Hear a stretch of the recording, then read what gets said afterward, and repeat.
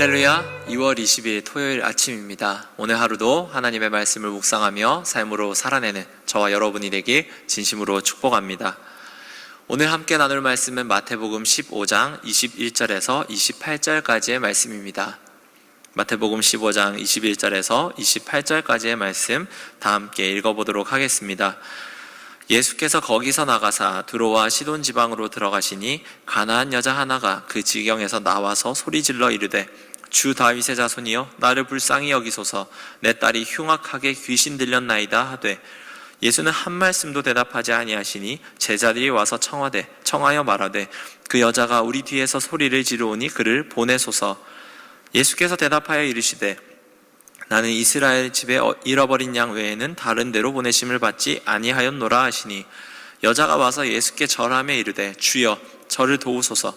대답하여 이르시되 자녀의 떡을 취하여 개들에게 던짐이 마땅하지 아니하니라.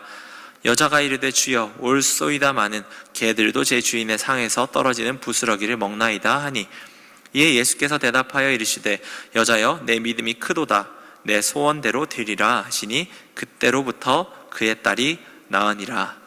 아멘. 오늘의 본문에 따르면 예수님께서 이제 새로운 지방으로 가신 것 같습니다.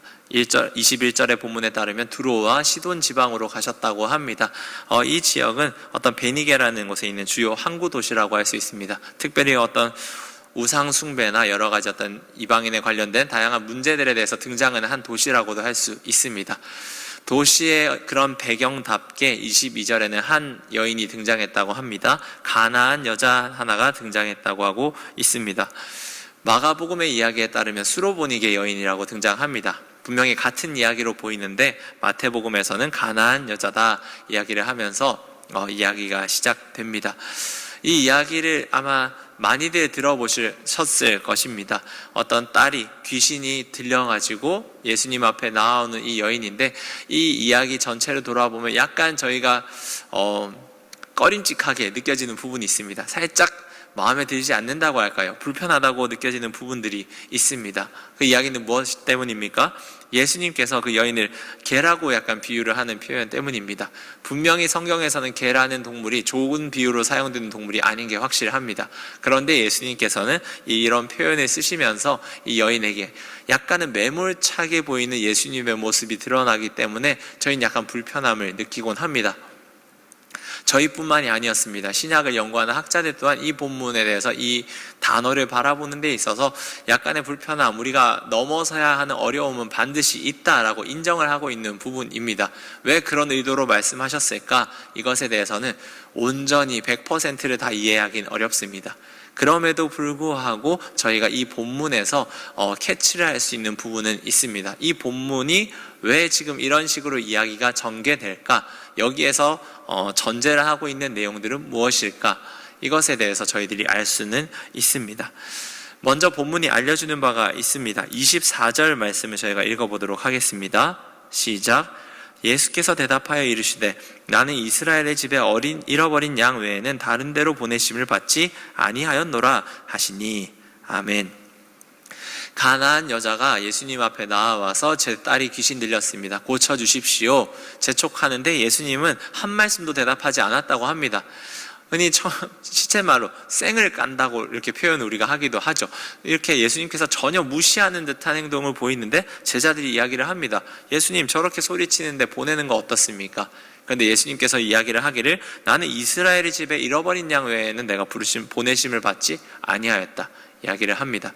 마태복음 전체에서 담고 있는 예수님에 대한 어떤 하나의 어떤 이해가 있습니다. 그것은 무엇이냐면 예수님께서 1차적으로 이 땅 가운데 오신 어떤 가장 큰 목적은 이스라엘을 돌이키기 위함이라는 것입니다. 그리고 그 다음에서야 이제 관심을 가지고 그 다음에 이제 나아가야 될 목표가 뭐냐면 이방인들이라는 것이죠. 그런 생각이 마태복음 안에는 이제 명확하게 드러납니다. 다른 복음서에는 이제 이방인들의 조금 초점을 더욱더 맞추는 내용들이 있는데 마태복음의 아마도 1차 독자는 유대인 배경을 가지고 있는 사람들이었을 것으로 보입니다. 그러기에 이들에게는 예수님의 어떤 모습이 중요했을까요? 1차적으로 이스라엘을 위해 보내심을 받은 그 예수님의 모습이 중요했던 것이죠. 그랬기에 이제 예수님께서는 이 본문을 통해서 말씀하십니다. 내가 이스라엘 집에 잃어버린 양 외에는 보내심을 받지 아니하였다. 지금 나의 관심사는, 지금 상황에서 나의 초점은 이스라엘 백성이다 라고 이야기를 합니다. 그런데 이 내용에 대해서, 이 멘트에 대해서 이 가나안 여인이 돌아섭니까? 전혀 그러지 않습니다. 예수님 앞에 나와서 절하면서 말합니다. 주님, 저를 도와주십시오. 그 가운데 예수님께서는 어떻게 이야기를 하십니까?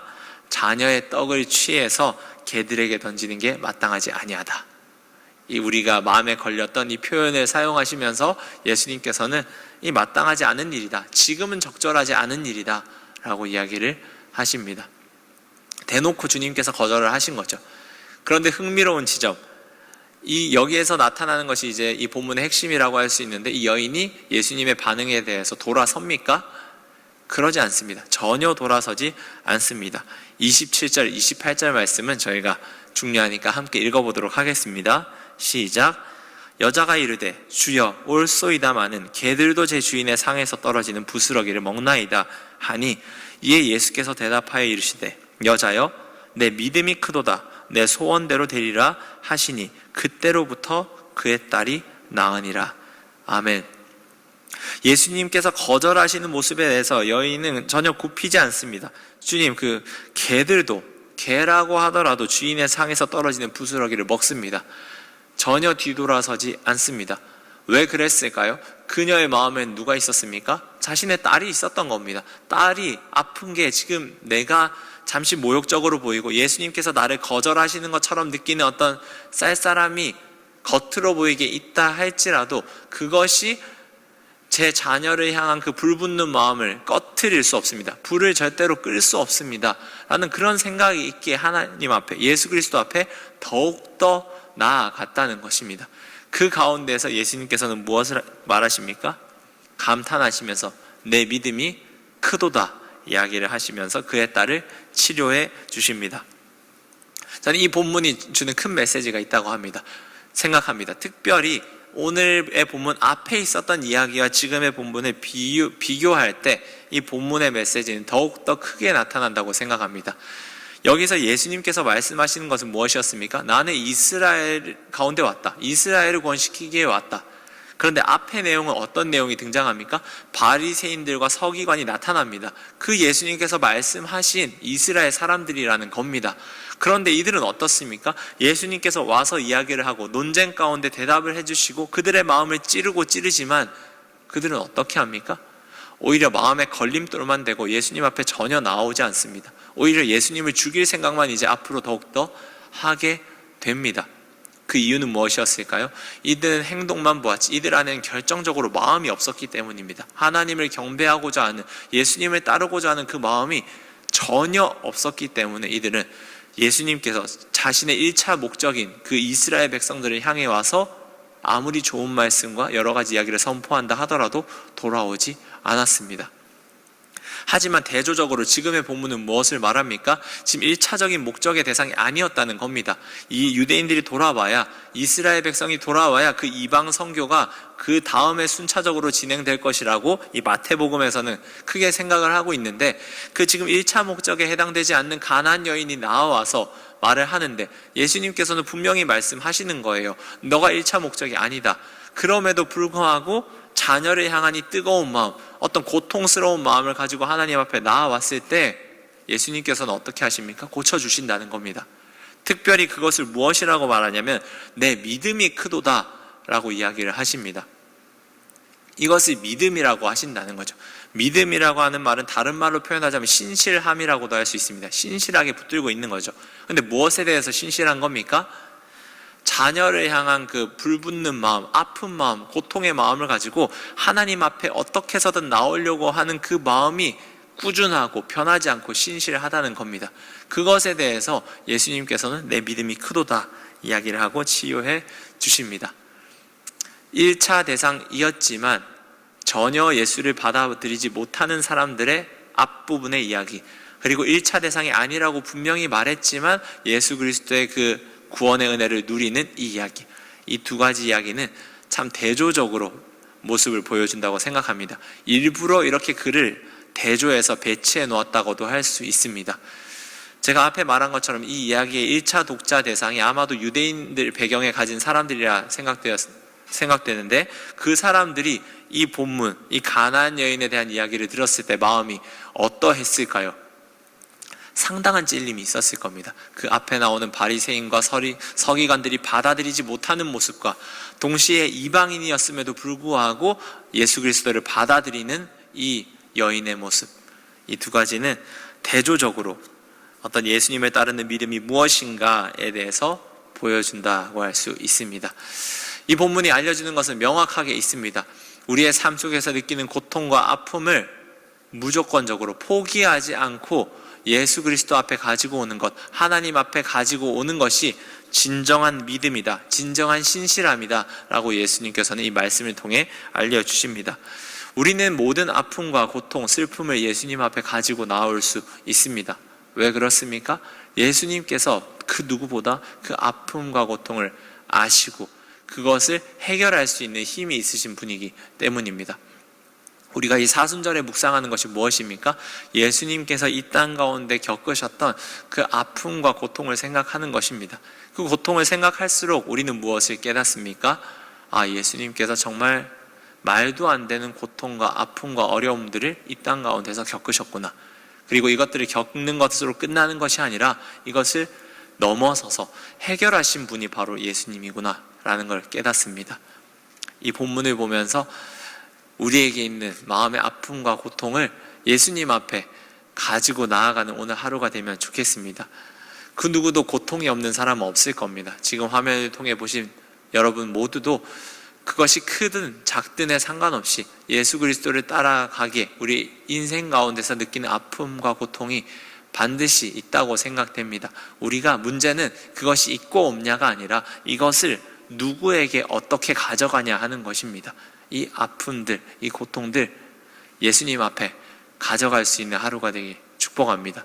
기도 가운데 이 아픔과 고통을 가지고 가서 이것을 끌어안고 하나님 앞에 우리가 어떻게든 놓지 않을 때 예수님께서 그리고 하나님께서 얼마나 아름다운 일들을 우리의 삶 가운데 보여주실지 그리고 해결해 나가실지 우리가 함께 경험할 수 있는 사순절 기간이 되면 좋겠습니다. 오늘 하루 예수님 앞에 우리의 연약함, 우리의 감정, 이 모든 것들을 하나님 앞에 내어놓을 수 있는 하루가 되길 진심으로 축복합니다. 기도하겠습니다. 주님, 가나안 여인이 주님 앞에 나와왔습니다. 딸이 흉악하게 귀신 들린 이 상황 가운데서 자신의 아픔과 이 고통을 예수님 앞에 있는 그대로 가지고 왔습니다. 예수님께서는 참 매몰차게 보일 수 있는 반응을 보이셨지만 그 차가움도 여인의 그 딸을 향한 뜨거운 마음을 꺼트릴 수 없었습니다. 그 신실한 마음을 가지고 예수님 앞에 나와왔을 때 예수님께서는 내 믿음이 크도다 라고 말씀하시며 그 딸을 치유해 주셨습니다. 주님, 이 이야기를 통해서 우리가 예수님 앞에 무엇을 가지고 와야 하는가 다시금 돌아보게 됩니다. 겉으로 보기에 좋아 보이는 행동, 멋있어 보이는 행동, 그런 것들이 중요한 게 절대 아니었습니다. 주님 앞에 있는 모습 그대로 나아오는 것, 그리고 우리 삶의 어려움들과 그 현실을 하나님 앞에서도 놓치지 않고 붙드는 것, 그것이야말로 믿음 있는 모습임을 깨달았습니다. 이 앞에 이야기에 나왔던 바리새인들과 서기관들의 모습이 의롭고 믿음이 좋아 보이는 행동이 아니라 이 가나안 여인의 솔직한 행동, 포기하지 않고 주님 앞에 당돌하게 나오는 이 행동이야말로 더욱더 믿음 있는 행동이라고 주님 오늘 본문을 통해 말씀하여 주셨습니다. 이 말씀을 기억하면서 이 사순절 기간 우리의 아픔과 고통을 주님 앞에 가져올 수 있고 하나님 앞에 씨름하면서 또 하나님께서 어떻게 아름답게 이것들을 다루어 가시는지 경험할 수 있는 사순절 기간 되게 하여 주옵소서. 지금 감사합니다. 예수님의 이름으로 기도드립니다. 아멘.